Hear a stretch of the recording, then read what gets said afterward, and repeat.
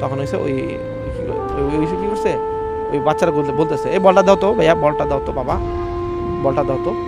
তখন হয়েছে ওই বাচ্চারা কী করছে, ধাপ করে ওর দিকে যখন তাকাইছে দেখে বাচ্চার চোখ কি টকবকে লাল লাল টকটকে হয়ে রয়েছে। যেরকম তোমাদের বাড়িতে গেছিলাম, যেহেতু এরকম স্বপ্ন দেখলাম যে একটা কয়েকজন মহিলা দেখি যে বাচ্চা হাতে করে নিয়ে ওই সুপারি বাগানের দিকে যাইতেছে রোড দিয়ে হাঁটতে হাঁটতে হাঁটতে হাঁটতে। তখন ওর ওয়াইফ বলে আমিও তো সেম স্বপ্নই দেখছি, যেহেতু লাস্ট স্টেজ আছে আমরা তো কিছু করতে পারবো না, যে কোনো সময় ও মারা যেতে পারে, হয়তো বা 2-3 দিন এরকম বাঁচতে পারে। আমাদের কাছে এটা আমাদের কোনো চিকিৎসা নাই, আপনারা যদি পারেন তাহলে অন্য কোথাও নিয়ে দেখতে পারেন, কিন্তু আমরা কোনো চিকিৎসা এটা করাইতে পারবো না।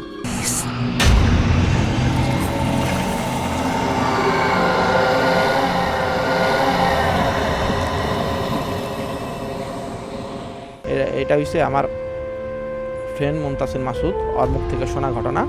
এটা হচ্ছে ও হচ্ছে নতুন বিয়ে করে আর কি, ওর বাড়ি হচ্ছে নোয়াখালী। নতুন বিয়ে করে, ও নতুন বিয়ে করার পরে প্রথমবার ও শ্বশুর বাড়ি যায়। প্রথমবার শ্বশুর বাড়ি যাওয়ার পরে ওর শ্বশুরেরাও শ্বশুর বাড়ি বর্ণনাটা একটু দেই। ওর শ্বশুর বাড়িটার পাশে ছিল ইয়া গাছ, কি বলো ওইটা রে, ওই চালতা গাছ। চালতা গাছের পাশে ছিল আবার সুপারি বাগান, আর শ্বশুরদের সুপারি বাগান আছে, আর ওই পাশে আবার খালি একটা মাঠ আছে আর কি, ছেলেটেলারা বিকালবেলা খেলাধুলা করে। আমার বন্ধু নতুন শ্বশুরবাড়ি হিসাবে প্রথমবার গেছে শ্বশুরবাড়িতে যাওয়ার পরে ও আবার খুব খেলাধুলার খুব পাগল আর কি।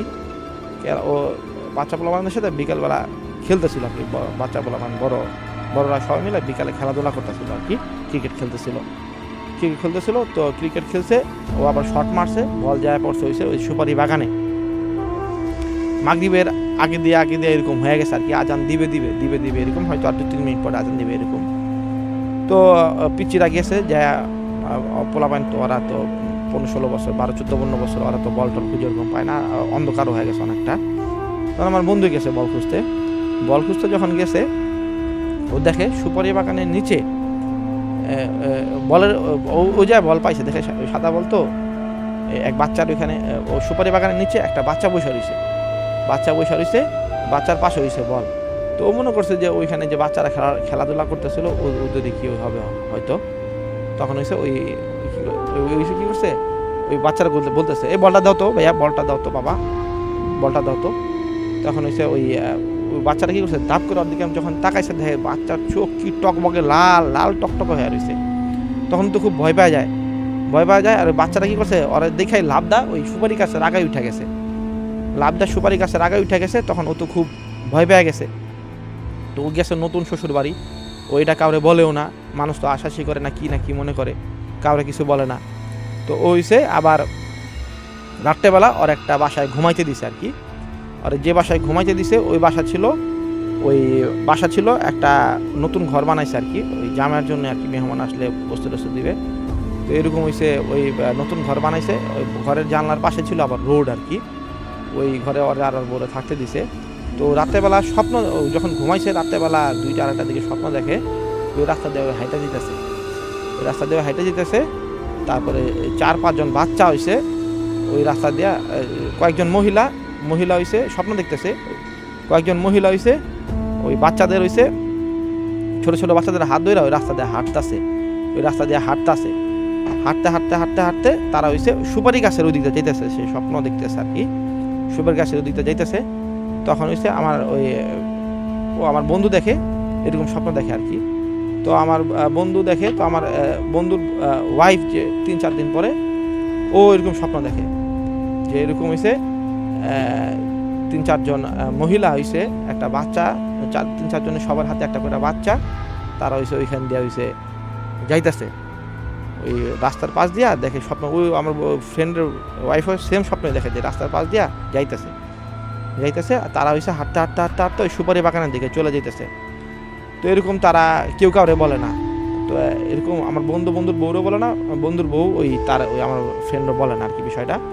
তো আমার ফ্রেন্ড হয়েছে আবার চলে আসে এখানে, ঢাকা চলে আসার পরে অনেকদিন পরে যে বলে যে এরকম তোমাদের বাড়িতে গেছিলাম, যেহেতু এরকম স্বপ্ন দেখলাম যে কয়েকজন মহিলা দেখি যে বাচ্চা হাতে করে নিয়ে ওই সুপারি বাগানের দিকে যাইতেছে রোড দিয়ে হাঁটতে হাঁটতে হাঁটতে হাঁটতে। তখন ওর ওয়াইফ বলে আমিও তো সেম স্বপ্নই দেখছি। পরে বলে কি বলো সেম স্বপ্ন এটা দেখতে পারে, এটা কি সম্ভব নাকি? পরে ওর ওয়াইফ বলে যে এটা কেউ দেখাইতেও পারে, এখন তো বলতে পারি না ঘটনা। পরে এক পর্যায়ে ওর ওয়াইফ হয়েছে প্রেগনেন্ট হয়। প্রেগনেন্ট হওয়ার পরে এখন ওর হচ্ছে ইচ্ছা হয়েছে, ওর ওয়াইফের ইচ্ছা বা বাবা বাড়ির ইচ্ছা হয়েছে প্রেগনেন্টটা যেন ওনার বাচ্চা প্রসব করলে যেন ওনার ওই দেশের বাড়িতে হয় আর কি, নোয়াখালী। তখন শ্বশুর বাড়িতে যায়। যাওয়ার পরে একদিন শ্বশুর বাড়িতে যায়, আবার ওই ঘরে থাকে। ওই ঘরে থাকার পরে আবার ওরা দুজনে আবার সেম স্বপ্নই দেখে যে ওই মহিলা, কয়েকজন মহিলা হচ্ছে বাচ্চা হাতে করে নিয়ে যায়, হাঁটতে হাঁটতে হাঁটতে হাঁটতে ওই সুপারি গাছের দিকে যাইতেছে।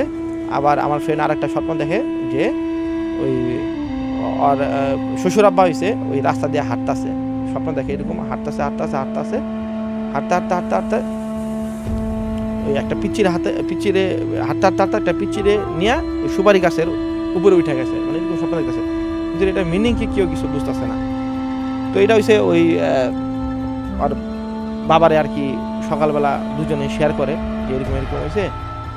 পরে ইয়ারা আর কি ওর শ্বশুররা বলে যে এটা নর্মাল কোনো ঘটনা হইতে পারে, এটা নিয়ে টেনশন করো না, হয়তো বা ঠিক হয়ে যাবে। পরে এক পর্যায়ে আমার বন্ধুর বাচ্চা হয় কিন্তু বাচ্চা হয়েছে প্রচুর কান্না করে আর কি, প্রচুর কান্না করে, রাত্রেবেলা সারা রাত কান্না করে, মানে ঘুমায় না। তখন তারা হয়েছে শিশু হাসপাতালে নিয়ে আসে ঢাকার। আর শুকায় এরকম কেরা হয়ে গেছিলো, পুরা শুকায় হাড্ডি বেড়ে গেছে, মানে 3-4 মাসের বাচ্চা, মানে কিছু খাওয়া দাওয়া করে না, সারা রাত কান্না করে। তখন হয়েছে আমার ফ্রেন্ড হয়েছে শিশু হাসপাতালে নিয়ে আসে ওর ওই বাচ্চারে, প্রথম বাচ্চা নিয়ে আসার পরে ওর ওই শিশু হসপিটাল থেকে ডাক্তাররা বলে দিচ্ছে যে আসলে এই বাচ্চার তো আমরা করতে পারতেছে না, এর তো লাস্ট স্টেজে আছে, আমরা উড়ে খুব জোরে হাওয়াইতেছিল আর কি, শ্বাসাইতেছিল, যেহেতু লাস্ট স্টেজ আছে আমরা তো কিছু করতে পারবো না, যে কোনো সময় ও মারা যেতে পারে, হয়তো বা 2-3 দিন এরকম বাঁচতে পারে। আমাদের কাছে আমাদের কোনো চিকিৎসা নাই, আপনারা যদি পারেন তাহলে অন্য কোথাও নিয়ে দেখতে পারেন, কিন্তু আমরা কোনো চিকিৎসা এটা করাইতে পারবো না। তখন তারা কান্নাকাটি করে বাসায় আসার পরে তাদের ওইখানে মেয়ের যে শ্বশুর ছিল ধার্মিক টাইপের ছিল আর কি, সে তখন বলে ডাক্তার যখন কিছু করতে পারবে না, তখন আমরা অন্য ডাক্তার কাছে গিয়া দেখি। তখন অন্য ডাক্তার কাছে নিয়ে গেছে, নোয়াখালীতে এক ডাক্তারের কাছে নিয়ে গেছে নাবিস করে দিকে। তখন ওই ডাক্তারও সেমি বলছে যে আমরা এটা আসলে এখন আর কিছু করার নাই, এখন আল্লাহ যে কদিন বাঁচায় রাখে।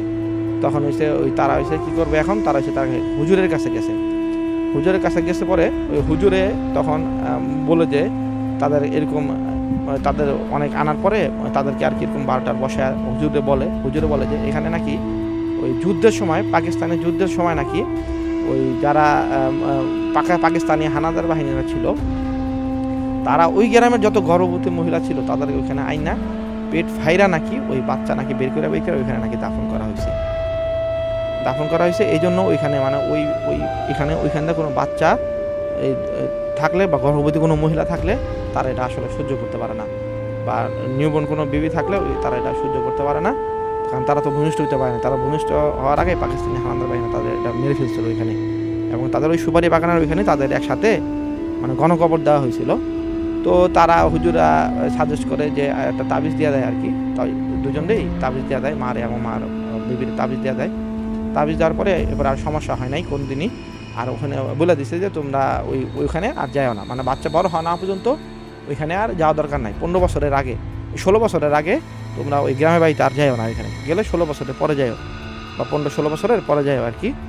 তখন তারা এখন পর্যন্ত আমার ওই ফ্রেন্ডের বাচ্চা মাসুদের বাচ্চা আলহামদুলিল্লাহ এখন পুরোপুরি সুস্থ, হাঁটে, বাচ্চা খেলাধুলা করে। তো তারা ওই 15-16 বছর না হওয়া পর্যন্ত তারা গ্রামে আর যাবে না। এই ছিল আমার শেষ ঘটনা।